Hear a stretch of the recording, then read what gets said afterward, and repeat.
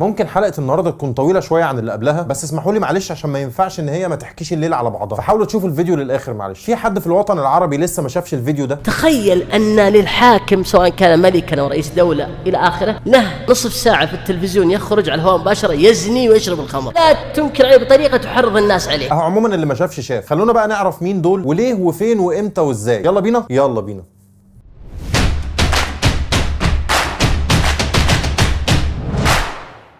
سنة 1931 اتولد في اثيوبيا واحد اسمه محمد امان الجامي، ولما شد حيله شويه سافر على الصومال ومنها على اليمن، وبعدها دخل السعوديه سلكاوي كده. في الوقت ده كانت الدعوه الاسلاميه في عز مجدها، واللي كان سايبها كده حكام ال سعود بمزاجهم عشان يواجهوا شويه حاجات كده في المنطقه. ومش معنى كده ان المشايخ دول مش كويسين، لا بالعكس، دول كانوا علماء افاضل لدرجه ان هم اصبحوا خطر على ال سعود ذات نفسهم، بقى ليهم كلمه مسموعه واتباع، وممكن بكلمه منهم يزعلوا الملك. وهنا ظهر محمد امان الجامي برغم علمه ومكانته وثناء العلماء الكبار عليه، الا انه اتضح فيما بعد انه كان شيخ برتبه مخبر. كان بيبلغ الامن على مراكز القوه في الجامعه الاسلاميه في السعوديه، كان بيبلغ الحكومه السعوديه عن طلبه العلم اللي موجودين معاه في الحلقات، لحد ما اترقى وبقى امين شرطه، يعني بقى مدرس في الجامعه الاسلاميه في السعوديه. وبعد ما اثبت وجوده ادوا له كمان عمود في المسجد النبوي، وده طبعا مش اي حد بيحصل عليه. طلع وقتها في جنوب السعوديه واحد اسمه ربيع بن هادي المدخلي. عمك ربيع لقى السكه دي هي اللي ماشيه، قال لك واي نوت يا حكومه، انا شيخي ومعلمي واستاذي هو الشيخ محمد امان الجامي، وانا بعرف ابلغ زيه على فكره. قالوا له طب وايه يعني فين الجديد؟ قال لهم طبعا عندي فقره ما حدش اتكلم فيها خالص اليومين دول، وهتعمل معاكم نقله وليفل تاني. ايه هي الفقره يا شيخنا؟ راح مطلع لهم كل احاديث وجوب طاعه ولي الامر، وراح مظبطها تظبيطه كده على حكم ال سعود، وقال لهم اهي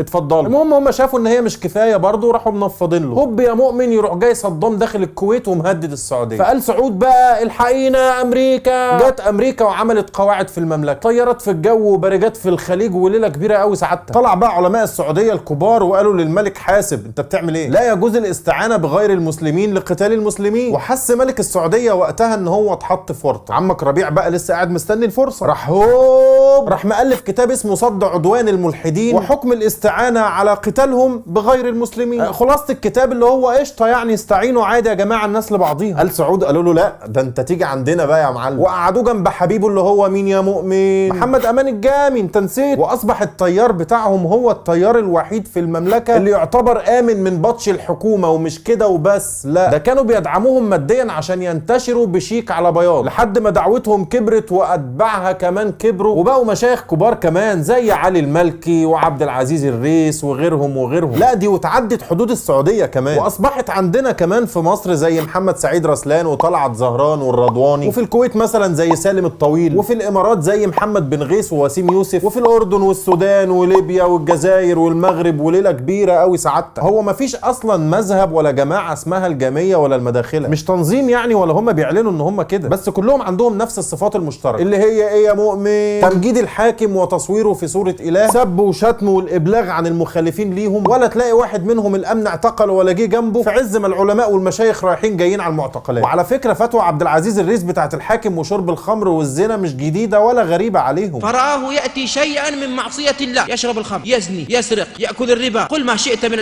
من الموبقات، فلا ينزعن يدا من طاعه. والنبي عليه الصلاه والسلام امرنا لا نخرج عن الحكام، ان نبقى تحت عصا الحاكم، وأن نكن تحت راية الحاكم. لهذا لو الحاكم في دولتي أجاز بيع الخمور أو البغاء فإنما عليه ما حمل، ونحن أمرنا بالسمع والطاعة. أما عندنا بقى في مصر انتوا عارفين لازم التاتش المصري، إن ما كناش نجود ما نبقاش مصريين. ولا يتعرض للحاكم على المنابر بالنقد ولا في المجامع، ولا يشهر بسياساته.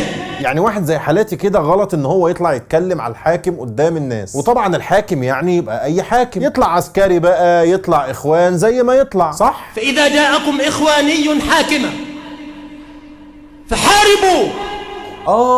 يعني الحاكم اللي ما تعرضلوش هو الحاكم اللي انت تختار ان انا ما اتعرضلوش، مش قاعده عامه يعني. ولا مرسي ما كانش حاكم يجب السمع له والطاعه؟ محمد مرسي الذي ما كان والله الذي رفع السماء بلا عمل يصلح ان يكون مديرا لمركز الشباب هذا. خلاص يا مولانا اهو مرسي مشي وجه السيسي، وانا من وجهه نظري شايف ان السيسي لا يصلح، ومش هقول لك هخرج عليه لا سمح الله، ده انا هستنى الانتخابات الجايه وهشيله بالصندوق قشطه كده. الشرع يقول ان ولي الامر لا ينازع في مقامه ولا في منصبه ولا ينافس عليه، بل هو باق فيه. باق فيه. قول والله كده، ده بجد. طب والانتخابات والديمقراطيه؟ لا الديمقراطيه كفر. طب ما هو جايب الديمقراطيه يا مولانا، ولا تقصد ان هو جايب الدبابه؟ وبعدين حتى لو كان جايب الدبابه وغلط، ما هو من حقنا نحاسبه ونشيله لو فشل، ما هو بشر يعني مش اله ولا ايه؟ ان الطاعه والامر هل هي طاعه مخلوق لمخلوق ولا هي طاعه مخلوق لخالق؟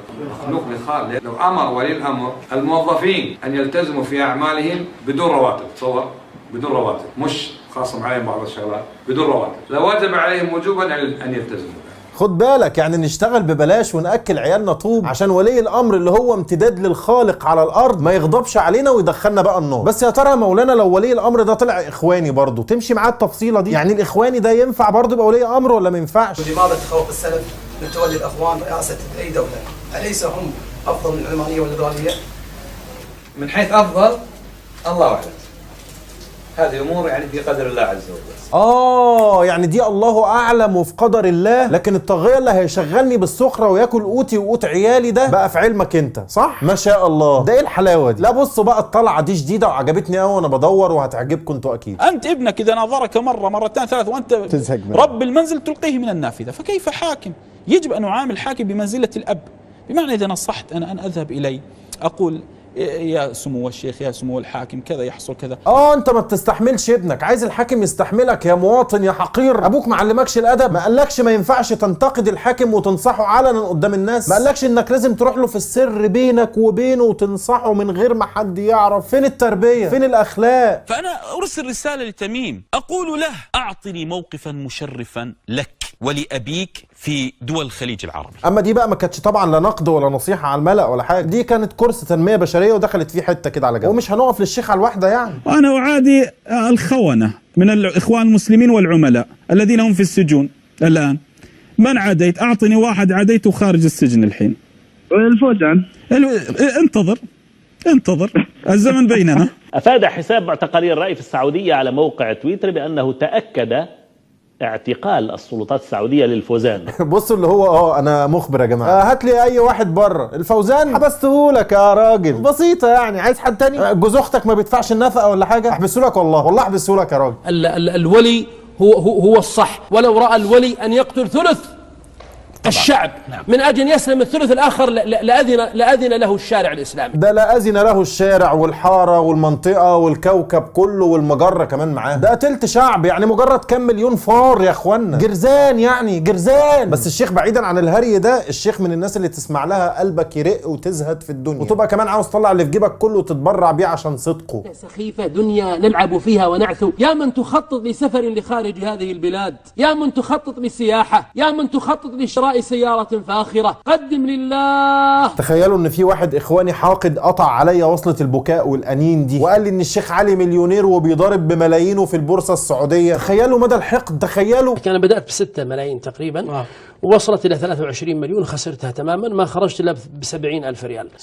بعدها يمكن بشهور فتح الله على أخيك، ولا أعرف سر هذا الفتح. أنت ما تعرفش سر الفتح؟ طب عيني في عينك كده. يلا لا بجد ما تعرف، بس احنا عارفين يا مولانا، الله يسهل. أسيبكم بقى مع مشايخ مصر بدون تعليق، تتفرجوا عليهم على بس ما اخد الحبايه بتاعة الضغط. شغل لهم الفيديوهات يا عم الله يكرمك، وهات الكوبايه. الانتخابات يزورها، ما هو تزورها صح، ده كلام جميل، ده كان يجب ان يزور واجب عليه، واجب ده ياخد ثواب. نحن الآن الإمام بتاعنا هو المشير طنطاوي، حتى تتم الانتخابات يبقى برضه المشير طنطاوي، حتى تتم انتخابات رئاسة هو برضه المشير طنطاوي. المجلس الأعلى كله إمام مؤقت له السمع والطاعة في المعروف، مؤقت لغاية لو هم عجبتهم الحكاية واستولوا على السلطة، والله يا ريت يبقى احنا سمع وطاعة. والذين في رابعة العدوية هم ممن ينبغي قتالهم، كما أننا نناشد القيادة أن تحرص كل الحرص على ألا تقتل إلا في أضيق الحدود. لا والله فيك الخير يا مولانا، كتر خيرك يا طيب. قول يا عم. نادر قوي ان احنا نشوف واحد في اخلاق الدكتور مرسي او في مساله ايمانياته في حرصه على الصلاه. اخوكم بالامس اللي اسمه محمد مرسي، صديق اليهود، عميل الامريكان، الجاسوس الخبيث. الشيخ حسن البنا كان عنده إخلاص شديد جدا جدا وحب لدينه وحب لقضية الأمة وعودة عزة الأمة من خلال عودة الخلافة الإسلامية اللي ضاعت في سقوط الخلافة العثمانية. حسن البنا الصوفي الأشعري الخارجي الرافضي اللي يقول فيه ما تشاء. لما الطليان احتلوا ليبيا ودخل الجيش الطلياني لحد طرابلس، راحت مجموعه من العرر اللي شبه اللي شفتوهم دول وكانوا محضرين اشعار وقصايد وادوا البيعه لموسوليني. تخيل يا مؤمن، بيعوا موسوليني المحتل على السمع والطاعه، وامروا الناس ان هم يطيعوه بحكم ان هو حاكم متغلب. ومش بس كده، دول اصدروا فتوى جماعيه باهدار دم المجاهد عمر المختار لانه من الخوارج كلاب اهل النار، وبيحرض الناس على ولي الامر الشرعي. يعني الزباله دي موجوده من فجر التاريخ وهتفضل موجوده. رسالتي بقى ان انتوا تحذروهم وتحذروا الناس منهم، وما تاخدوش بقيه العلماء النضاف في ذنب الهمج دول وتقولوا ادي المشايخ وادي العلماء. علمائكم الحقيقيين ما بين سجين ومطارد ومهدد، ولكنهم موجودين. وزي ما التاريخ انصف شيخ المجاهدين عمر المختار ورمى الباقيين في الزباله، هيجي اليوم اللي هينصفهم فيه ان شاء الله ويدوس على الباقيين بجزم النسيان. بس كده، سلام عليكم. عسكرونا وعسكروا نيمونا اليوم بحاله، سهرونا الليل بطوله، قلبوا حال الدنيا يابا واللي معدول يقلبوا له. عسكري التبس كليتا مسخرونا ومسخروا له، عسكرينا مسكينوا له. عسكرونا وعسكروا نيمونا اليوم بحاله، سهرونا الليل بطوله، قلبوا حال الدنيا يابا واللي معدول يقلبوا له. عسكري التبس كليتا مسخرونا ومسخروا له.